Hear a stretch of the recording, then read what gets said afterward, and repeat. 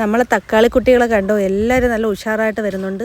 അപ്പോൾ ആദ്യമൊക്കെ നല്ല കേടുപാടുണ്ടായിരുന്നു നമ്മുടെ ഈ തക്കാളിയുടെ അടിയിലേക്ക്. അത് നമ്മൾ കാൽസ്യത്തിന് കുറവുണ്ടായിരുന്നു.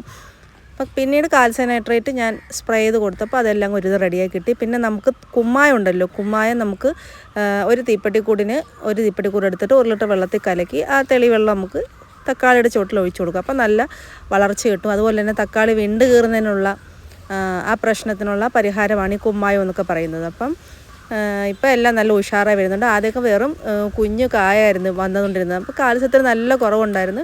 പക്ഷേ ഇപ്പം നല്ല ആയിട്ട് പിടിച്ചു വരുന്നുണ്ട്. കുറേ നാളത്തേക്ക് ഇനി തക്കാളിക്ക് എങ്ങും പോകണ്ട, നമുക്ക് വീട്ടാവശ്യത്തിനുള്ള തക്കാളി എല്ലാം ഈ ചെടിയിൽ നിന്ന് തന്നെ കിട്ടുന്നുണ്ട്.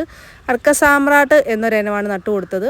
പക്ഷേ പൊക്കമുണ്ട് കേട്ടോ. നമ്മൾ ഈ ടെറസിൽ നടന്ന എല്ലാ തക്കാളിക്കും പൊക്കമുണ്ട്. കാരണം ഇത് മഴമറ ഉള്ളതുകൊണ്ടാണ് ഇത്രയും പൊങ്ങിപ്പോകുന്നത്. പക്ഷേ നമ്മൾ താഴെ തറയിൽ നല്ല വെയിലത്ത് നിൽക്കുകയാണെങ്കിൽ ഇത്രയും പൊങ്ങത്തില്ല, നേരത്തെ തന്നെ കാ പിടിച്ച് പോകും. അപ്പം ഇത്രയേ ഉള്ളൂ. വളവാട്ട് ഞാനിപ്പം നേരത്തെ അടിവളം കൊടുത്തതേ ഉള്ളായിരുന്നു. ഇപ്പം നമുക്ക് സ്ലറി തന്നെ, നമ്മളെ ജൈവ സ്ലറി ഉണ്ടല്ലേ, അത് തന്നെയാണ് ഒഴിച്ചു കൊടുക്കുന്നത്. അല്ലാതെ വളമൊന്നും കൊടുക്കുന്നില്ല. ചാണകം കലക്കുന്നതും പിന്നെ നമ്മുടെ കപ്പലണ്ടി പുണ്ണാക്ക് പുളിപ്പിച്ചതൊക്കെയാണ് വളവാട്ടിപ്പോൾ കൊടുക്കുന്നത്.